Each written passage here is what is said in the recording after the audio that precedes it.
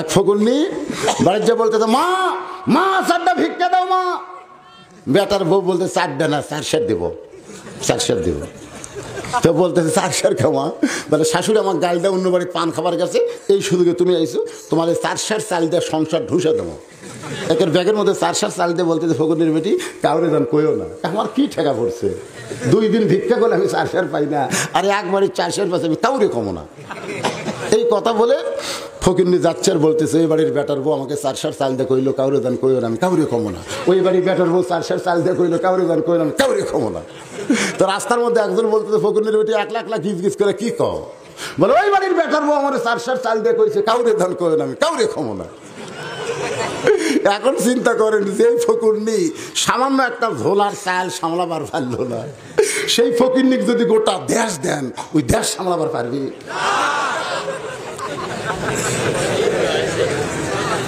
আল্লাহর বান্দার সঙ্গে একটা হক কথা বলা লাগবে। আমি যেই বলবো শেখ হাসিনা, আপনারা বলবেন, যদি না বলেন শেখ হাসিনা, খালেদা জিয়া, রওশন এরশাদ, দীপু মনি, আজকে ওয়াজ কিন্তু ইউটিউবে যাচ্ছে। এই জায়গা মেনশন করবে, এটা কোন জায়গায় বলে পুটিমারি, এটা কোন এলাকা, তো কয় পলকের এলাকা। পলকের এলাকার যে প্রধানমন্ত্রী ফকুন্নি বানালো কেরে, আপনাকেও কে ছবি ধরালিয়া যাবি। আসলে এই অবস্থা করেছিলাম আমি আজ থেকে অনেকদিন আগে 2009 সালে। এটা রংপুরের ওয়াজ, জোরে কোন কুশের ওয়াজ, আনন্দনগরের ওয়াজ। বাজানগো আপনাকে ধরবার যেন না পারে এই যে ওয়াজটাকে পানি করার জন্য একটা ছোট্ট ঘটনা শুনতে হবে। সারাদিন ভিক্ষা করে 2 সের চাল না ফকির বাড়িতে আসে। ফকুন্নি বলে স্বামী গো এইভাবে সারা জীবন যদি ভিক্ষা করেন আপনার ভিক্ষা তো কমবে না। ফকির বলে তাহলে কি করব? ফকুন্নি বলতেছে সাধারণ মানুষের দরজায় না গিয়া আপনি বাদশাহ শাহজাহানের দরবারে যান, এমন চাওয়া চাবেন, এমন ভিক্ষা দিবার জীবনে ভিক্ষা করা লাগবে না। ওই ফকির বইয়ের বুদ্ধি শুনে পরদিন বাদশাহ শাহজাহানের রাজ দরবারে গিয়ে দেখে বিশাল একটা দরজায় দারোয়ান দাঁড়িয়ে আছে, দারোয়ান হাতে একটা লাঠি। ফকির চিন্তা করে এতদিন ভিক্ষা করলাম, এরকম লাঠিওয়ালা মানুষ তো দেখি নাই। এখন বইয়ের বুদ্ধি শুনে কি করবে, বাদশাহ শাহজাহানের কাছে যাওয়ার জন্য যেই মাত্র দরজায় দারোয়ান লাঠি তুলে বলতেছে এই ফকির তুই কি জানিস না এটা মুঘল সম্রাট শাহজাহানের বাড়ির দরজা, এই দরজায় দারোয়ান আমি দাঁড়িয়ে আছি, বাদশাহ শাহজাহানের নিকটতম মানব যদি কেউ হয় তাহলে প্রবেশ করতে পারবে, কোনো ফকিরের জন্য জায়েজ নাই। ফকির চিন্তা করে এই দারোয়ানের সঙ্গে জোর করে তো চলবে না, এখানে কৌশল অবলম্বন করা লাগবে। ফকির এক দৌড়ে গিয়া দারোয়ানের 2টা পা খপ করে ধরে চোখের পানি বের করে দিয়েছে। দারোয়ান বলে ফকির ভাই তুইও যা আমিও তাই। আসলে 2টা পা ধরে চোখের পানি যখন বের করে দিছে তখন দারোয়ানের মারার মতন কোনো মন মানসিকতা নাই, বরং বলতেছে ফকির ভাই তুইও যা আমিও তাই, আমি দরজা পাহারা দিয়ে খাই আর তুই ভিক্ষা করে খাস, আমাদের মধ্যে কোনো তফাৎ নাই। দারোয়ান বলতেছে তাহলে দরজা খুলে দাও, আমি একটু ভিতরে ঢুকতে চাই। দারোয়ান বলে পাগল, এই একটা দরজা যদি আমি খুলে দেই তুমি বাদশার কাছে যাইতে পারবা না, আর অনেকগুলো দরজা আছে, প্রত্যেক দরজা একটা করে দারোয়ান লাঠি নিয়ে দাঁড়ায় আছে, ওরা কিন্তু তোমাকে ঢুকতে দেবে না। ফকির বলতে তুমি কিন্তু ঢুকে দাও, তুমি শুধু খুলে দাও, পরের দরজার দারোয়ান খুলবে কি খুলবে না সেইটা আমার ব্যাপার। প্রথম দরজার দারোয়ান ঠাট্টার স্থলে দরজা খুলে দিছে। ফকির দরজা খোলা পায় ঢুকে দেখে 100 গজ দূরে আর একটা দরজার লাঠি নিয়ে দাঁড়ায় আছে, দারোয়ান লাঠি নিয়ে দরজায় দাঁড়িয়ে আছে। ফকিরকে দেখে লাঠি তুলে বলতেছে এই ফকির ঢুকলা কেমনে?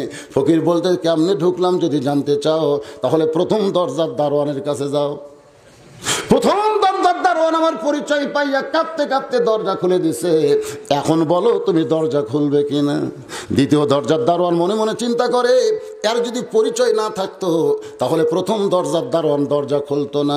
যখন দারোয়ান দরজা খুলে দিতে, খামাকে আমি দরজা বন্ধ করে আমার চাকরি আমি হেরাবার পারবো না। ইমাম গাজ্জালি বলেছেন, কোন মুসলমান মৃত্যুর দরজায় কলিমা পড়ে ইমানের সাথে যদি মৃত্যুবরণ করতে পারে, কবর বলো, মিজান বলো, হাসর বলো, পুলসিরাত বলো, আর কোন দরজায় আল্লাহ তাকে আটকাবে না। ওয়াফুতিহাত আবওয়াবুহা ওয়া ক্বালা লাহুম খাযানাতুহা সালামুন আলাইকুম তিবতুম ফাদখুলুহা খালিদিন। একেবারে রাজ দরবারে প্রধানমন্ত্রী কয়, কে রে? সাইজ ফকিরের মতন, আর এত দরজা পাড়ি দিয়ে ঢুকলো কেমনে? প্রধানমন্ত্রী যা বলতেছে, বাবাজি বাবাজি আপনি কে? বলে আমি কে? বাদশা শাহজাহান কোন জায়গায় সেটা ক। প্রধানমন্ত্রী চিন্তা করে, আমরা কোনোদিনও বাদশার নাম ধরে ডাকি না, সবাই মান্যবর জাহাপনা। আর এই বেটা বলে বাদশা শাহজাহান কোন জায়গায়? এতগুলো দরজা পাড়ি দিয়ে যখন ভিতরে ঢুকছে, বাদশাহ শাহজাহান নিকটতম কেউ হবার পারে, এর সঙ্গে ফাজলামি করে আমার মন্ত্রিত্ব হারাবো না। জোড়হাত করে বলে, বাবাজি বাদশাহ নামদার এখন ওই ছোট্ট ঘরের মধ্যে ঢুকছে। ফকির ছোট্ট ঘরের কাছে গিয়ে দেখে দরজা বন্ধ। জানালার পাল্লা দিয়ে তাকায় দেখে একজন মানুষ দুইখানা হাত এভাবে তুলে বলতেছে, ও বাদশার বাদশাহ, তোমার দরবারে আমি ফকির। ফকির ফকির বলতেছে, দু চোখ দিয়ে দর দর করে পানি পড়তেছে।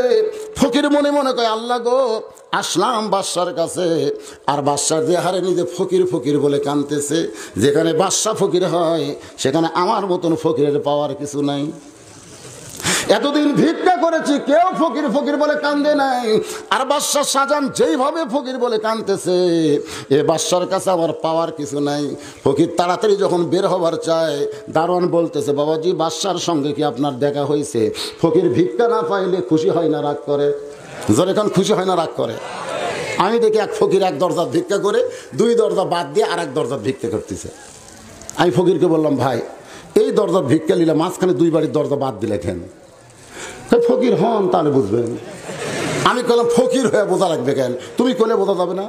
বলে, হুজুর তাহলে শোনেন, এই যে দুই দরজা বাদ দেওয়ার কারণ হলো, কমপক্ষে 10 দিন এই দুই দরজার ভিক্ষা চাচ্ছি, প্রত্যেক দিন কইছে মাফ করো। যারা ফকিরের কাছে মাফ চায়, এই শালাকের চাইতে বড় ফকির কেউ নাই।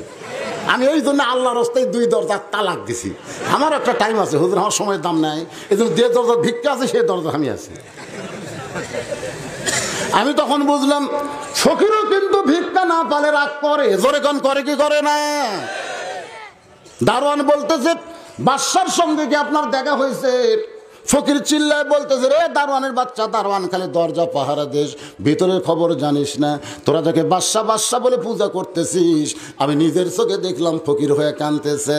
তাবারাকাল্লাযী বিয়াদিহিল মুলকু ওয়া হুয়া আলা কুল্লি শাইইন কাদির। আমি নিজের চোখে দেখলাম, আমি নিজের চোখে দেখলাম, দুনিয়ার কেউ বাদশা না, বাদশা হল আমার আল্লাহ। জোরে কোন কথা ঠিক কি না? ফকির কি বলতেছে, দারোয়ানের বাচ্চা খালি দরজা পাহারা দেশ, ভিতরের খবর জানিস? ভিতরে ঢুকে দেখ। আমি ভিতরে ঢুকে দেখলাম তোরা তাকে বাদশা বলে পূজা করতেছিস, আমি নিজের চোখে দেখছি সে ফকির হয়ে কান্দিচ্ছে। ফকির বলতেছে, রে দারোয়ানের বাচ্চা, দারোয়ান দরজা পাহারাদের চামচাগিরি করিস, ভিতরের খবর জানিস না?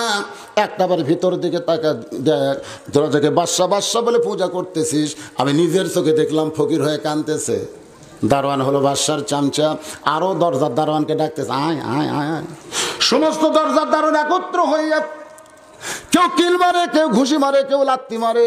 ফকির চিল্লায় বলে, নিজের চোখে দেখা জিনিস যতই মারিস না কেন, আমি মিথ্যা বলতে পারবো না। নিজের চোখে যারা দেখেছে, আল্লাহ হলেন বাদশা, আল্লাহ রাজত্ব গোটা দুনিয়াতে চলতে হবে, মানুষের কোনো রাজত্ব চলবে না।